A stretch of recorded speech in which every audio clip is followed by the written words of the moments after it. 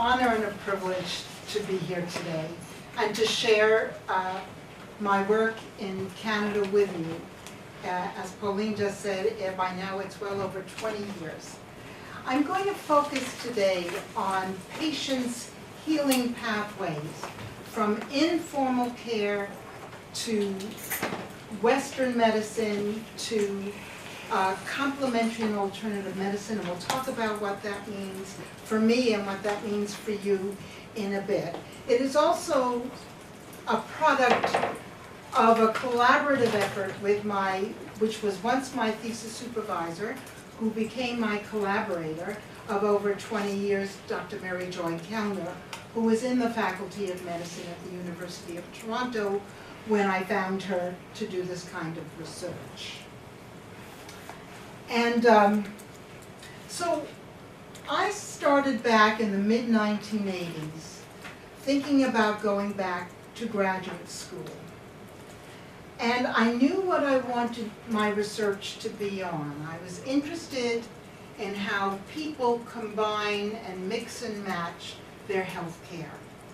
How did I come about that question? Well, I was a dancer and a school teacher, and then I became a school teacher of dance and theater.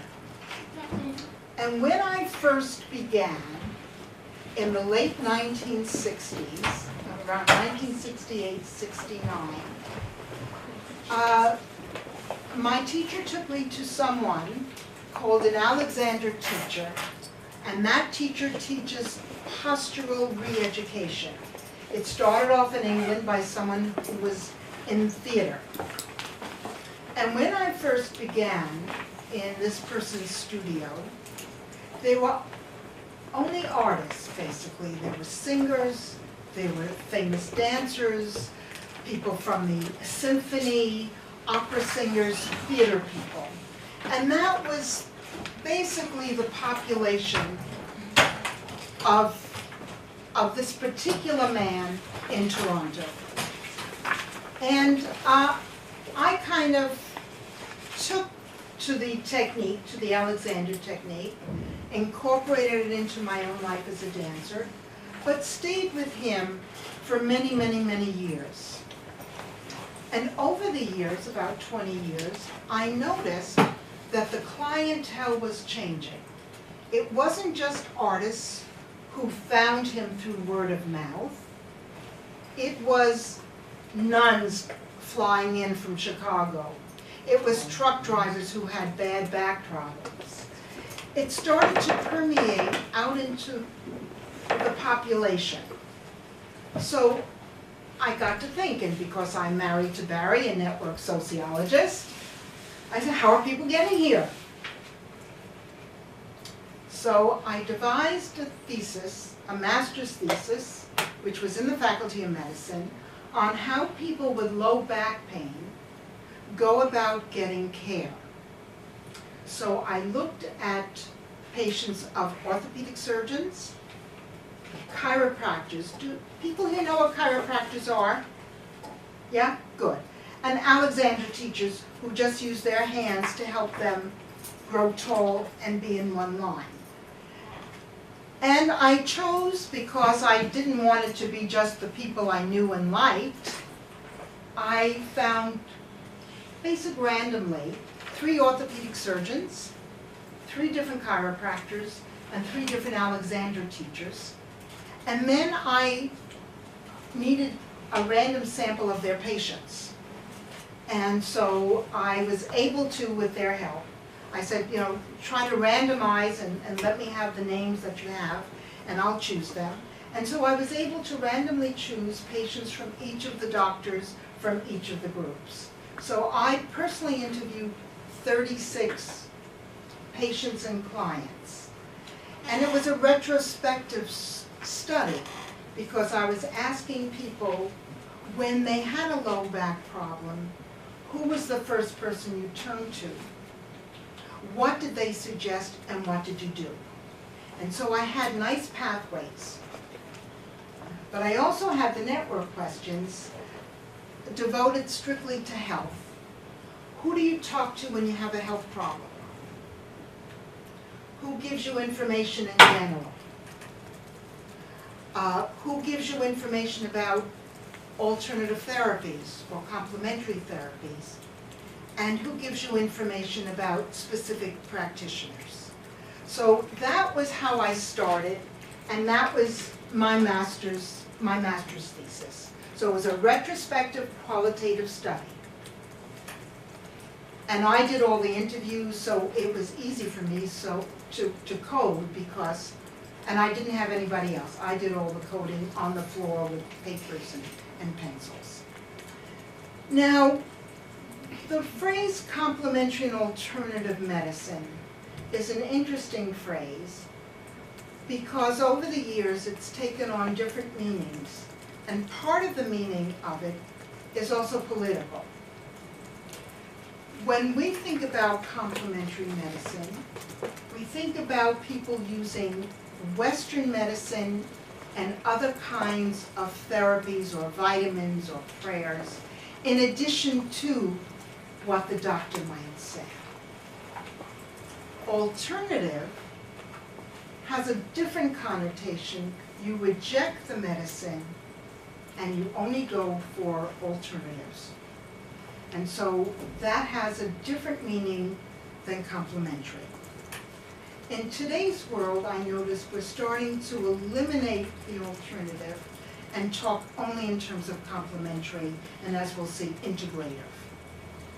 And integrative really means you integrate, you mix and match the things that you would do for self-care, nutrition, exercise, as well as you might try traditional folk medicine, traditional Chinese medicine, and a whole host of things. So, is that my understanding here in Singapore as well of complementary medicine? Do you have other things other than medical doctors? Do you have chiropractors and folk medicine and herbalists? You do? Okay. And do people use them? Yeah.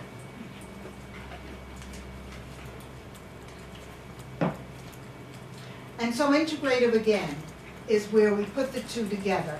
What's fascinating is 2 weeks ago, the National Center for Complementary and Alternative Medicine at the National Institutes of Health in the US changed their name to the National Center for Complementary and Integrative Health. So there's I think a zeitgeist shift to it becoming more routinized in our lives. So today I'm going to talk, this is my outline. We all know that traditional and folk medicines and herbalists and traditional Chinese medicine and acupuncture have been around for many, many years in many, many cultures. It's true for Africa and India. Indigenous populations all over the world have always used things from the natural environment and things that were passed down from folk healers and shamans. And so this is not a new phenomenon. And in fact, most of Western medicine comes from traditional and herbs from the past, from history in the past, from all over the world. And then something happened in the 1970s in North America, and that includes Canada and the US. People began to think about other ways of incorporating treatments into their healing journeys. It wasn't just the doctor. There started to be a little bit in the 70s, some distrust of doctors, and people's problems were starting to change. They were going from acute problems to chronic problems.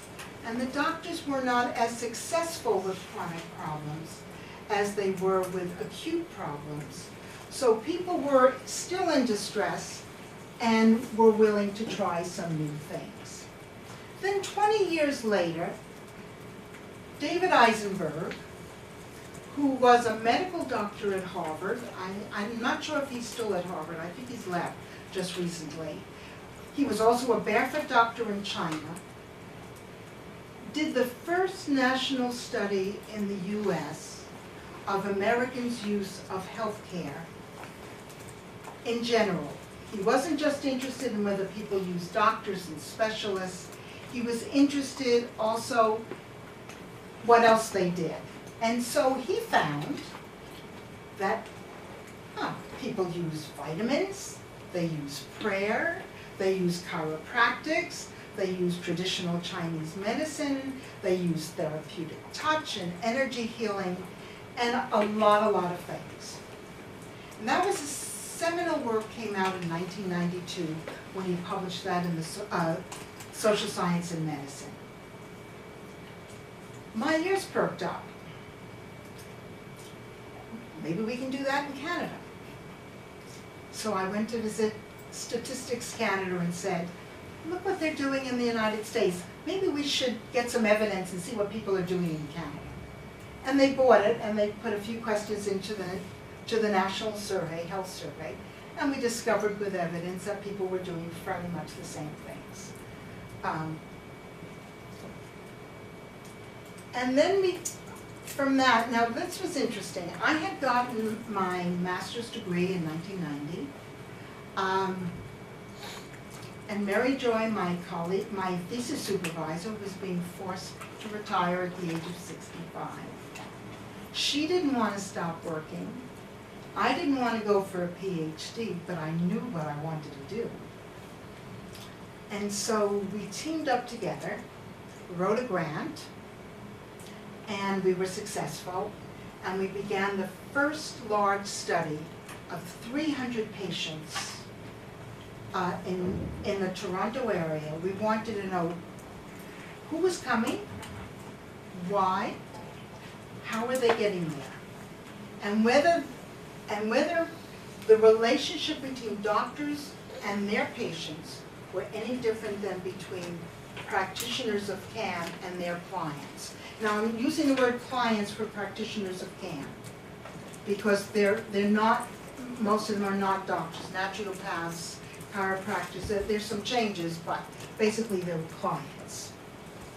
And so the Pathways to Care, which I'll talk about in detail in a little while, because that was our first big study. I asked them to tell me their stories, and the network questions that I asked in my original study. And then we moved to a more recent study on integrative healthcare, and we used two centers in Toronto, and I'll talk about that in a little while. And then I thought, because this is a communications and new media department, we should talk about a little bit and see some of the Pew data, internet data on what people are doing online, mobile phones, and that. Okay, so in 1993, Mary Joy Kelner and I got our first big grant with a lot of money to study 300 patients from 5 different modalities. We used family physicians. Well, we chose them because we wanted a spectrum of care from the most legitimate and recognized to the least legitimate and not recognized. And so our family physician patients served as our control group.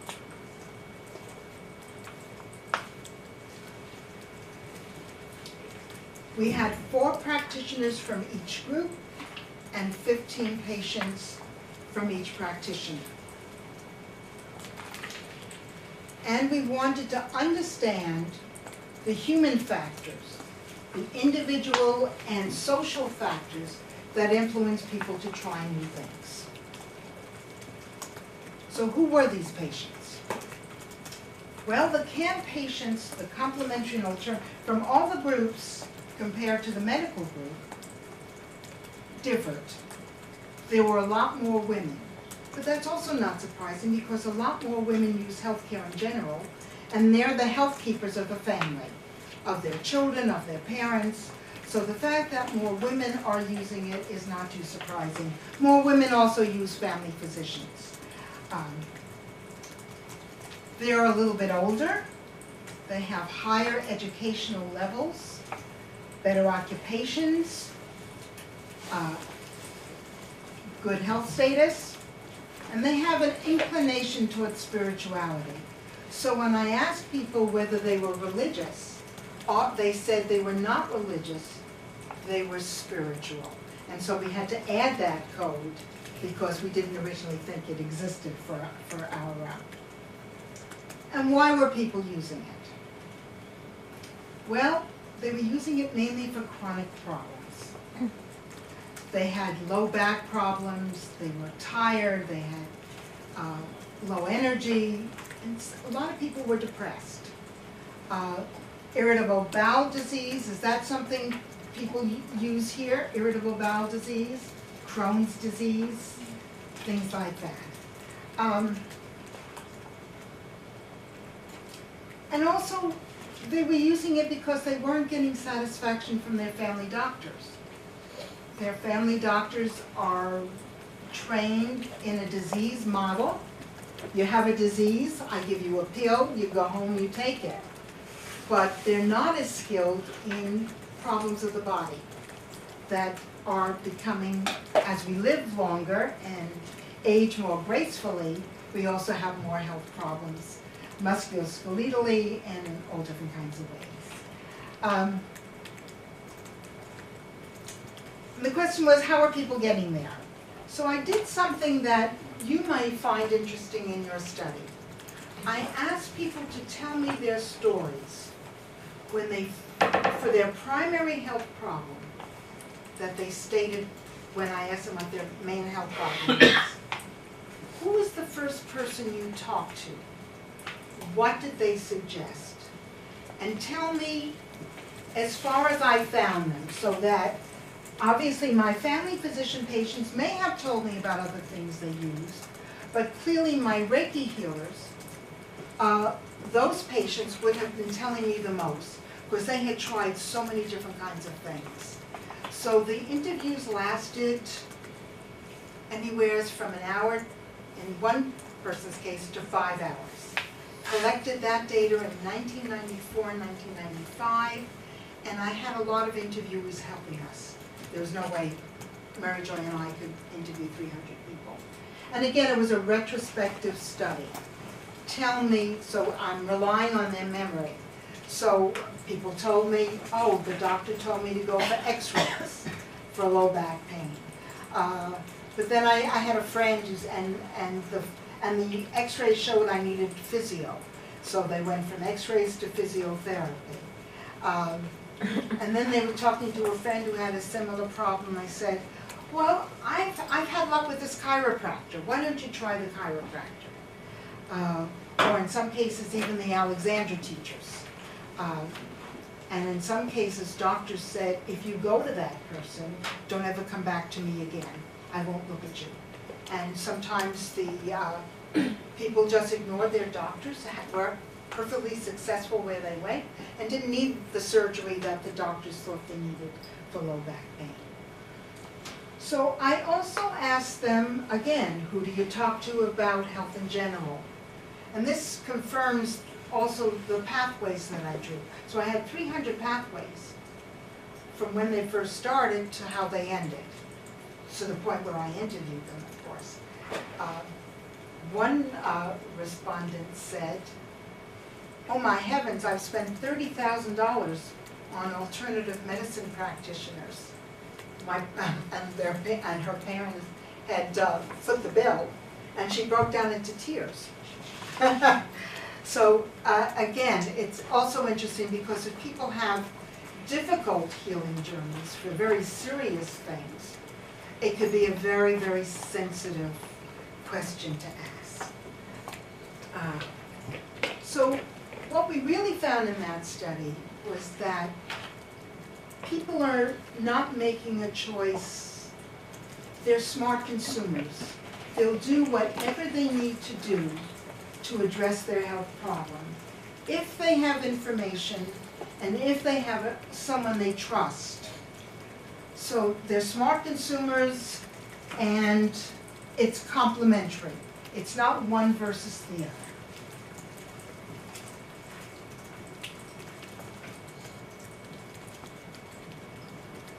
It's common wisdom that people think that complementary and alternative medicine practitioners give you a lot more time to discuss the problems.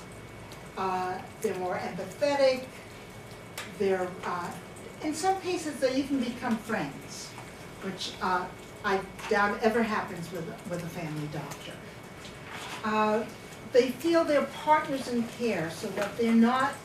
They know that they're part of the team effort to make their own health work. They're not relying on the doctor telling them, take this pill, go home, and you'll be fine. And because they spend more time and pay more attention, people feel that it's a more satisfactory experience. But our family physician patients said they were also satisfied. I mean, I think all of us keep going to a doctor we like. And so if you're satisfied, you don't leave. But the basis for their satisfaction differed. Family physician patients talked about trust and skills and competence levels and all the training and results. Specialists, the people who your doctor sends you to if you need a cardiac surgeon or a cardiac doctor or a digestive doctor, that they felt rushed and that the doctors were paternalistic to them and kind of remote. And the CARE patients, like the active participatory role, they're partners in care. They know that they're not going to be recommended for drugs or surgery and that. Any questions so far? Am I talking too fast? No? Excuse me. What does CAN mean? I think I missed that part. Sorry. CAN. CAM, Complementary and Alternative Medicine. Okay. All right? Yeah. And for integrative care, I call it IC.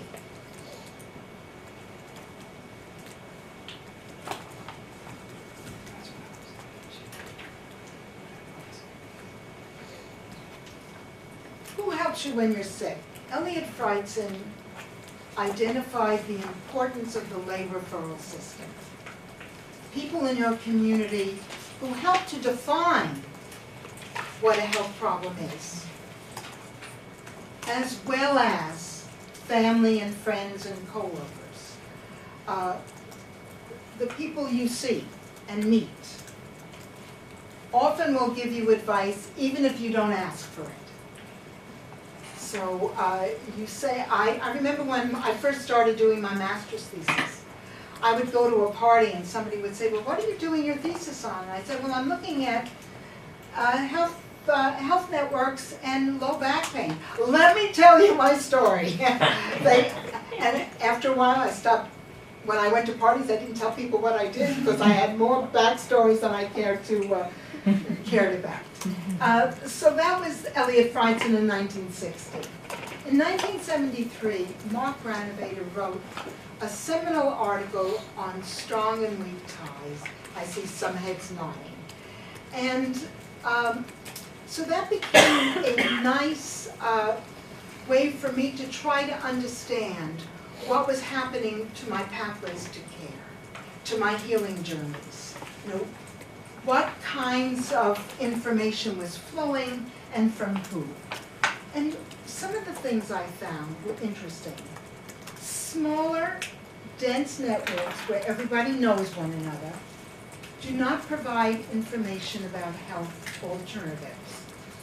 But larger networks, not people who may not know each other, provide more advice and support about alternatives. And I can think of Barry's notion of networked individualism. You know, if you're spanning networks of different kinds, you're more likely to pick up information from various networks that you may be in. We talked about this in class last week, right, everybody? And heterogeneous networks offer more access to different kinds and sources of information. And homogeneous networks, people of your own kind, do not provide many options because they know exactly what you know.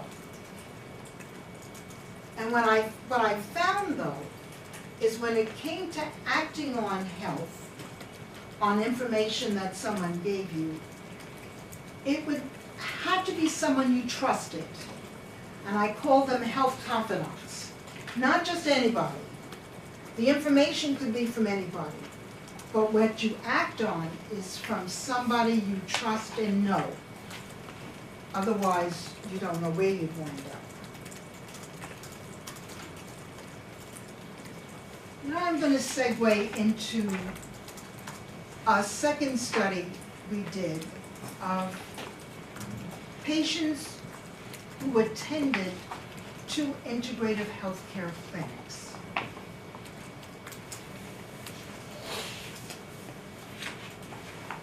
The integrative healthcare clinics, there are different kinds of integrative healthcare clinics. There are integrative healthcare clinics that have medical doctors and non-medical doctors. And in Toronto, we have tons of integrative healthcare clinics that don't have doctors, but have a lot of different kinds of therapies. They may have chiropractic, naturopathy, homeopathy, and Reiki. And then the ones that we studied were ones that had a combination of both, because that's rare in today's world. We know that in North America, many doctors are taking short courses to become needlers, which is a form of acupuncture, which you can learn fairly quickly. They do a short course in chiropractic, or they do a Reiki, they do a few weekends of Reiki, and they become medical doctors who specialize in Reiki. But that's very different than people who have spent their lives, like traditional Chinese medicine doctors, who do acupuncture, but from a TCM point of view. And before the internet and mobile phones, as I said with my first my master's thesis, everything was word of mouth. We used to call that the underground movement. Once you were in the underground movement, you found out about a lot of different therapies that people were using for a variety of things. Today, we have a lot more sources we can turn to. And the internet and mobile phones have made it easier to locate information on specific health issues and also practitioners. Plus, in society, we now have some macro changes. The changes that it's now more, the language is changing to integrative. It's more used. Even when I pick up the New Yorker, I was surprised last month. There was an ad for some of the cancer hospitals saying, we're an integrative hospital. We can't cure your cancer, but we can help you get through. We can help you get through all the medical problems that the chemotherapy and the radiation produce. And we can also work on nutrition, and nutrition can help you get through a lot of things. So the notion of integration is becoming much more salient. And in the US, there are quite a few hospitals that have integrated clinics affiliated with them. There's the Anderson Clinic in Texas with cancer. There's David Eisenberg started an integrated clinic in Boston. And there's the Asha Clinic in San Francisco, which is also the Asha Clinic in Boston. And some of the hospitals in New York and in Maryland with Berman. So there are a lot of different things that are happening and percolating through society, which are making this a lot more available to all of us and not just a very specific population like artists when I first began. And again, people are experiencing chronic problems and also we're also into managing our own health. When I work out in the gym at Kent Vale and I'm listening to Singapore's radio stations, they talk about how you have to keep yourself healthy, how you have to watch your nutrition, how you have to exercise, and they give you exercises and they say, I've done this morning, are you doing your part? And so it's really cute. I love listening to the radio here when I work out. So in the use of the integrative healthcare centers, I was interested, of course, in some of the same questions. Who are the people? What are their individual characteristics? Why are they coming? How are they getting there? And how do they evaluate their healthcare experiences? So IC means integrative care.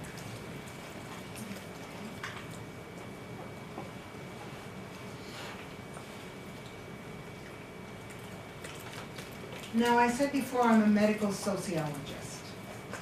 I'm not here to proselytize for any therapy or any treatment. I'm not interested in whether, as a medical sociologist, I'm not trying to show whether it's efficacious, whether it works, whether it's cost effective, although I would like to study that, and those kinds of questions. So therefore, we don't do randomized clinical control trials. Our questions are trying to capture how people manage and what they think. And that lends itself to qualitative material and to retrospective and for getting a holistic view of things.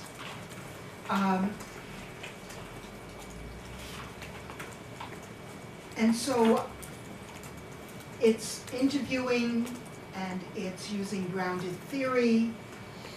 In my first study, I did use SPSS because it was quantitative for 300, and I did use grounded theory for the narratives as well.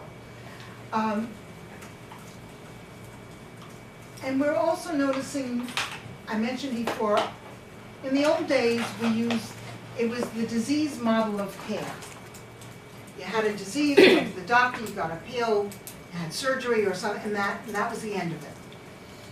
But nowadays, with the kinds of problems we have, those are not always suitable.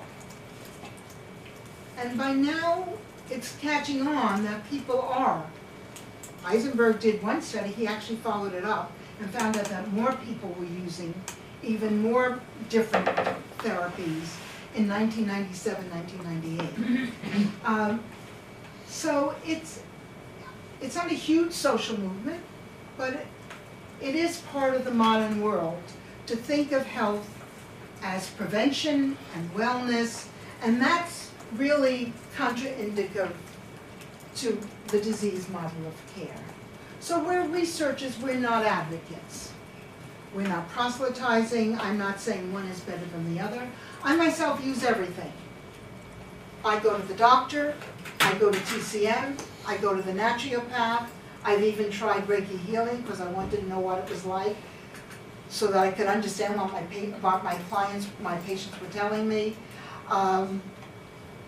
And so I even have Barry going to a traditional Chinese medicine doctor for acupuncture for because I've used it and had a successful experience. Okay, so we've studied 2 integrative healthcare clinics. One is run by a traditional Chinese medicine doctor, acupuncturist, who was a medical doctor in China and runs a huge clinic that encompasses medical doctors, naturopaths, acupuncturists, and I'm just trying to think what else is there. Because there were a couple of, but the interesting thing is This is in Toronto. This is in Toronto. But the interesting thing is what happens when you walk in to an integrative healthcare clinic. It's not like a doctor's office. There are waterfalls. They treat you to a cup of tea as you walk in. There are soft colors and beautiful furniture. And the smells are beautiful. So you walk in the door and already you feel as if you're, whatever it is that you walked in with is being addressed. And the chairs are comfortable and you sit there and you talk to people. The second integrative healthcare clinic we chose, it was outside Toronto, was run by a medical doctor, and we wanted the comparison of the two. It was run by a medical doctor who was interested in energy healing and working with mind-body kinds of notions. Now that was in a medical building, but when you walked in, there were still paintings on the wall, there were plants. It had a welcoming feeling, but not as welcoming as the first integrative healthcare clinic. We also interviewed the practitioners, and all of the practitioners in both clinics agreed to be interviewed. But I'm not going to talk about that today unless you have some questions later. We randomly sampled 20 patients from each center. The second center, Center B I'm going to call it, the one out in the suburbs, was interesting. Mary Jo and I were going to sit in on a staff meeting. And they canceled the staff meeting and we had traveled 2 hours to get there. And so, but what they let me do, they let me have their complete patient roster. I had a random numbers table, and I was able to randomly choose 20 patients. In the first clinic, run by the traditional Chinese medicine doctor, I knew the administrative assistant, and she let me have the complete roster of names, and I could pick and choose. Now, I think you might be asking, but aren't some of the patients Chinese? And don't you need a translator to do some of those? It turns out that in both clinics, most of the patients are white Anglo-Saxon. Actually, in the first center, Center A, run by the TCM doctor, there are some very, very famous people. Writers who attend that clinic who are really, really well known in Canada and elsewhere, like Margaret Atwood, Michael Ondaatje. So they help to set the tone also for the kinds of clientele that they get. So some of the questions we asked: what made you choose the center? Did your choice have anything to do with a particular philosophy of care? And if referred by a family member or a friend or a coworker, we asked them about their health problems and experiences at the center. We were 3 project members. I had a sociology graduate student working with us, and Mary Joy and I. Any questions so far?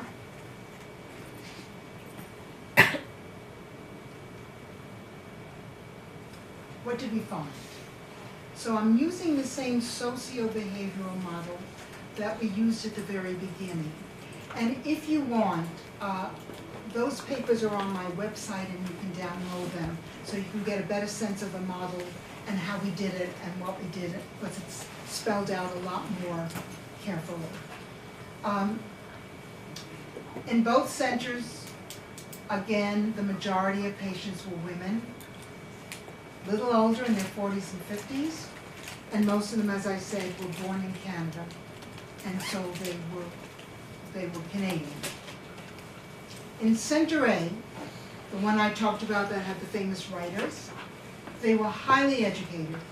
They were basically university graduates. They were in the arts, the professions, and in the business world. In Center B, many of the patients there were really attracted because of the medical doctor and had been there before it had changed to an integrative center. So it had some of those fuzzy boundaries. They still had professionals, but they also had a lot more blue-collar workers. And in both centers, the incomes were high. I should go back and say that in Canada, we have universal health care for medical coverage. So everybody has access to doctors and hospitals without having to pay. All the other things, all the other therapies you have to pay out of pocket, unless you have an insurance plan that will allow you a reimbursement for some of the treatments for a short amount of time. So generally, people who are paying out of pocket need to have money to be able to do that.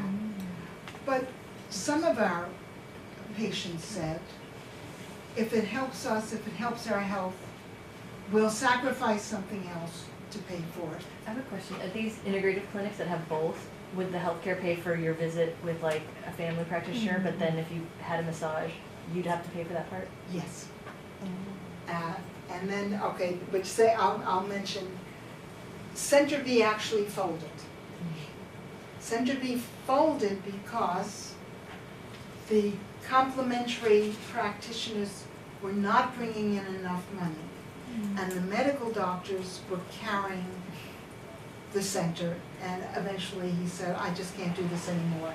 I'm an energy healer and my own energy is dissipating and I can't do this anymore. So yeah. And actually even in Center A, the director there is not drawing much of a salary. She put a lot of money into renovating a gorgeous building. And it's unclear, I'm not sure who's there or not there now. She still has a couple of medical doctors. But I know personally that she's not drawing a huge salary or she's barely making ends meet.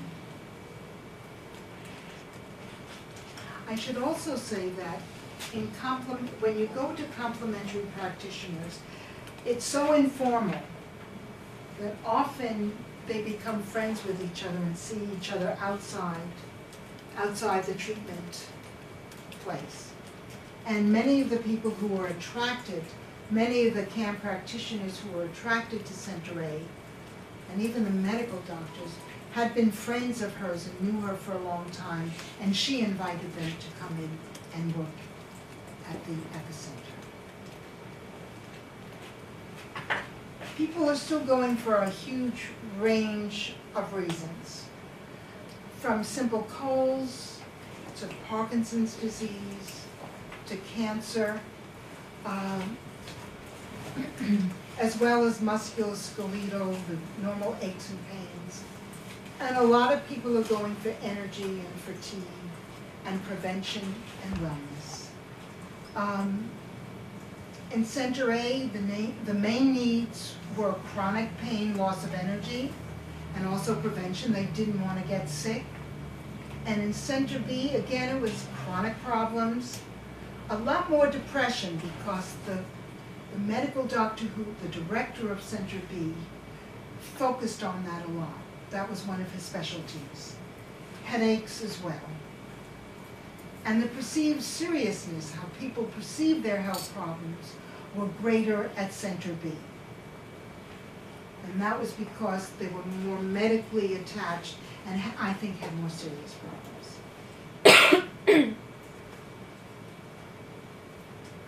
Well, how do people, again, get to the integrative healthcare centers? Center A has a reputation for healing. She was written up in the newspapers, so there was some press.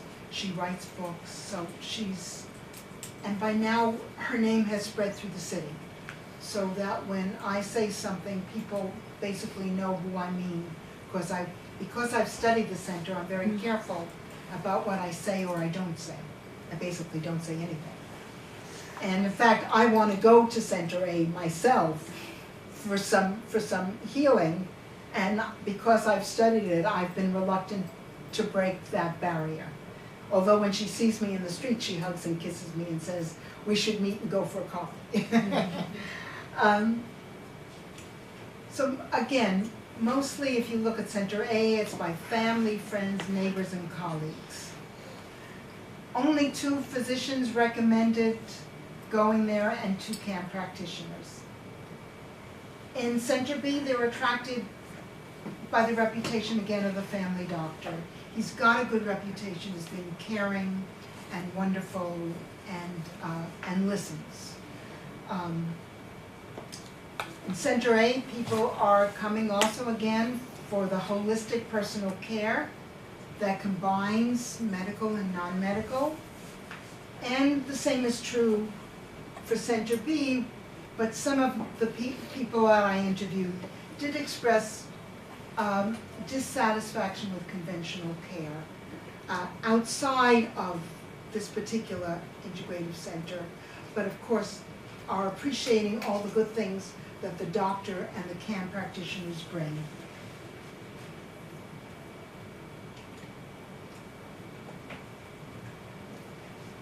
Despite all the hoopla about integrative centers, most people are not getting integrative care.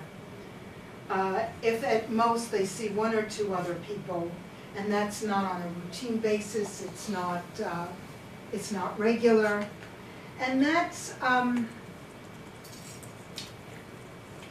interesting because I also study interprofessional collaboration, and medical doctors are at the top of the hierarchy, and everybody else isn't. I mean, we talk about them as one group, but in fact there are many different groups as you go down the spectrum of legitimacy and recognition. And they're coming from different playing fields. They come with different philosophies, they come with different educational backgrounds, and so sometimes it's hard to get them to work together and work through a common language, because they have to come, a TCM practitioner thinks and uses words that are very different than a medical doctor. And so coming to some sort of language, overcoming barrier is an issue. And so collaboration, even in the integrative centers, unless there's a concerted effort to try to bring the team together, there really isn't integrative care. And right now, I know that the one in Boston, David Eisenberg's original, was working very carefully on trying to integrate the team so that they could do team assessments, use the same language, use the same charts, but right now it's still quite separate. But on the other hand, patients are loving the warm, empathetic, emotional attachment they feel with their practitioner. And I've been reading in the New York Times in the last couple of months about how it's not the pills that doctors give you that matters. It's the relationship and the feeling that patients have that you are listening to them and understanding what their problems are. Because we also know that when people go and say they have a problem, it's usually a problem that they're not mentioning that they really have, and not the one that they're presenting. So it's complicated. It's complicated.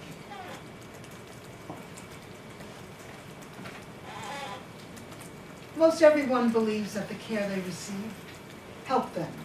They're satisfied. Their pain has been diminished. They're feeling more energetic. And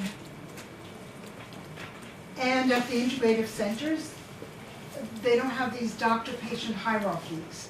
I don't know if anybody's read Tackle Parsons' The Silk Road.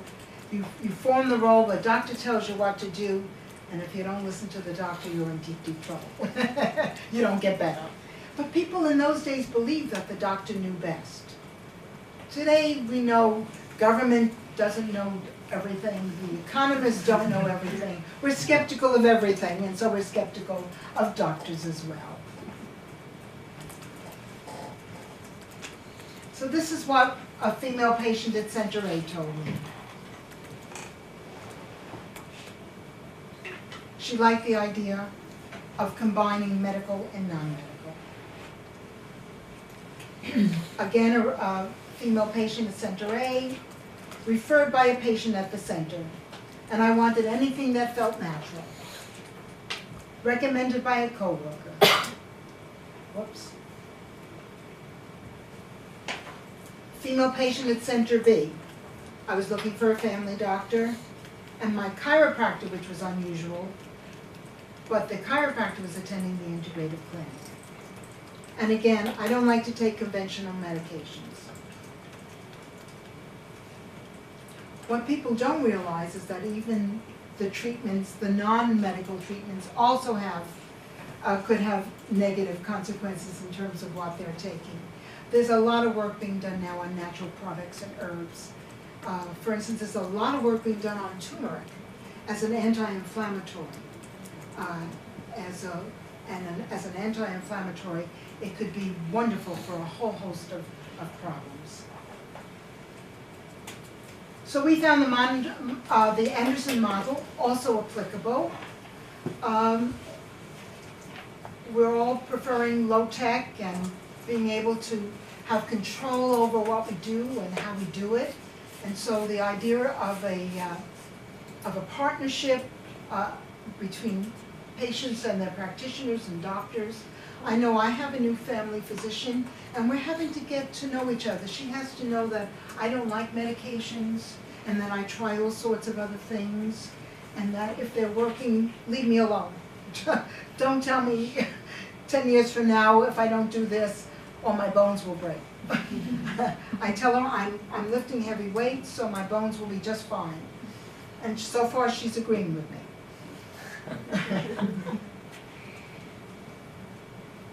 So I think complementary and alternative medicine in the form of integrative medicine is here to stay. It's part of the networked individualism, the fact that we inhabit different spheres around, whether it be online communities, around diabetes, or friends that you talk to, or co-workers, or whatever. The ability to choose and make your own choices, taking control, plus all the abundance of the information online makes all of this so much more doable in today's world. And I said I would show you some data from the online reports from Pew in the Internet and Everyday Life surveys that Lee Rainey, Barry's co-author, runs in the United States. You can see how many people, what percent of the US population is actually going online for health information. And they're going online for specific diseases and specific conditions, treatments and procedures, and to a lesser extent, doctors or other healthcare professionals. And often the search is on behalf of someone else. So children are searching on behalf of their parents who may not know how to use the internet for information. Although now that we're getting older and we started with the internet, we're doing it for ourselves.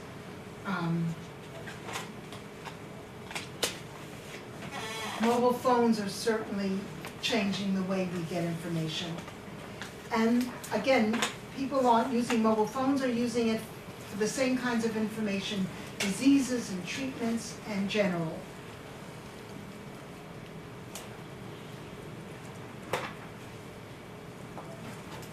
Again, more women than men seek health information. It's not surprising given what I've said in the past. And adults with health insurance are more likely to use things that they have to pay for.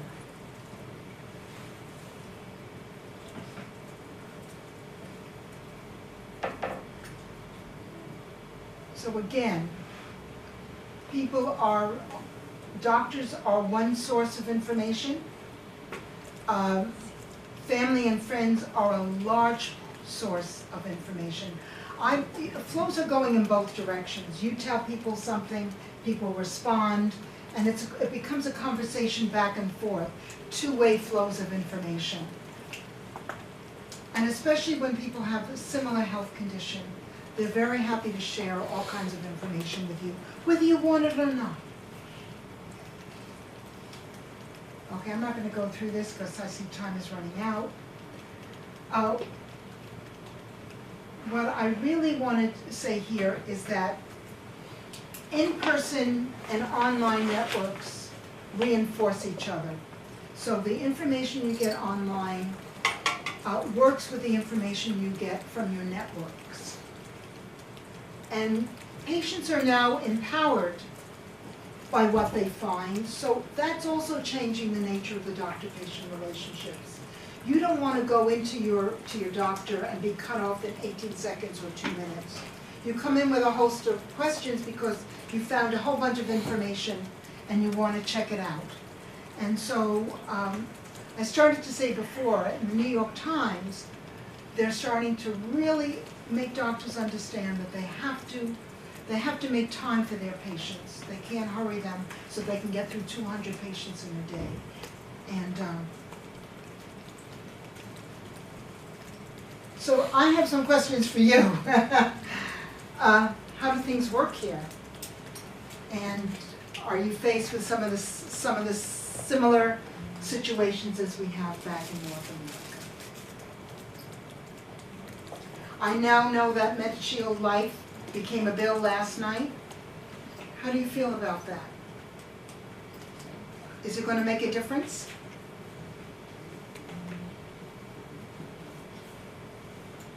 Are you asking us to answer these questions Yeah. now? Oh, Yeah. I didn't know. Yeah, sorry, I'm asking. Is it going to make a difference in how you access healthcare?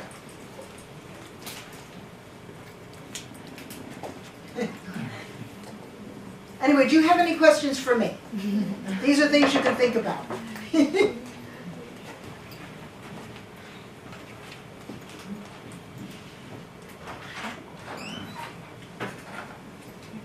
So in the U.S., certain states will cover a licensed provider of alternative medicine or integrative medicine if they are state licensed.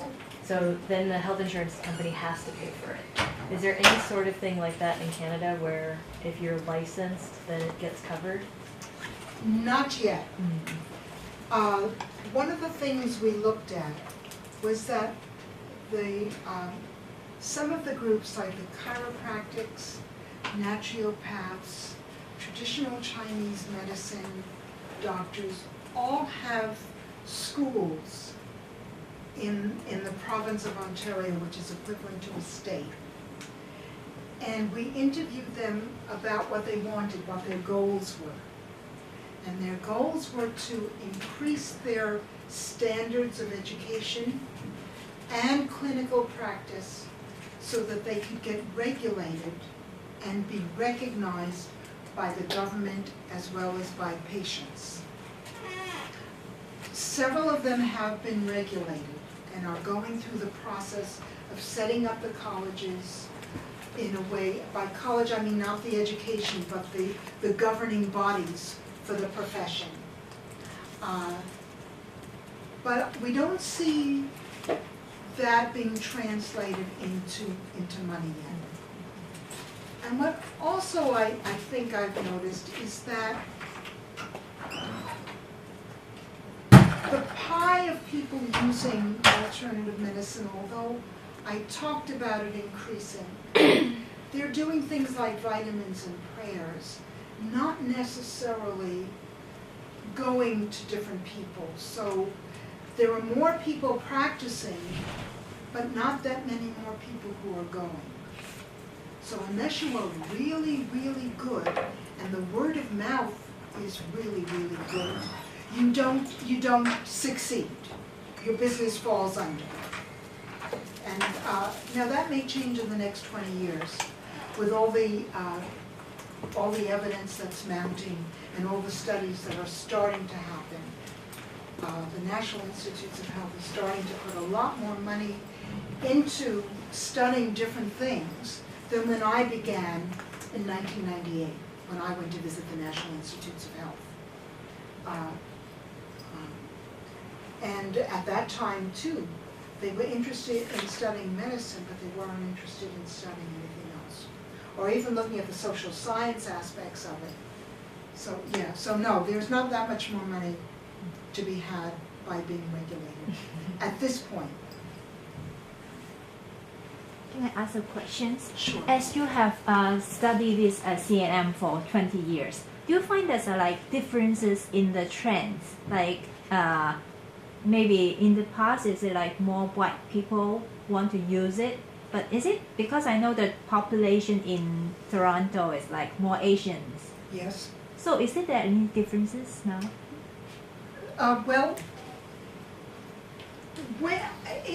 Most of the clientele are white. And I've interviewed a lot of traditional Chinese medicine doctors, acupuncture in Toronto. There are a couple of Chinese doctors in particular areas that would have a Chinese population. But most of their clients are white. But I think that a lot of Chinese people in Toronto, we have 500,000 by the way, Yes. out of 3 million, take herbs along with Western medicines. But is it they will go to a specific Yeah. like TCM clinics instead of those like more integrated clinics? Right now, yes, because there aren't too many integrative clinics, and they don't work as integrative clinics.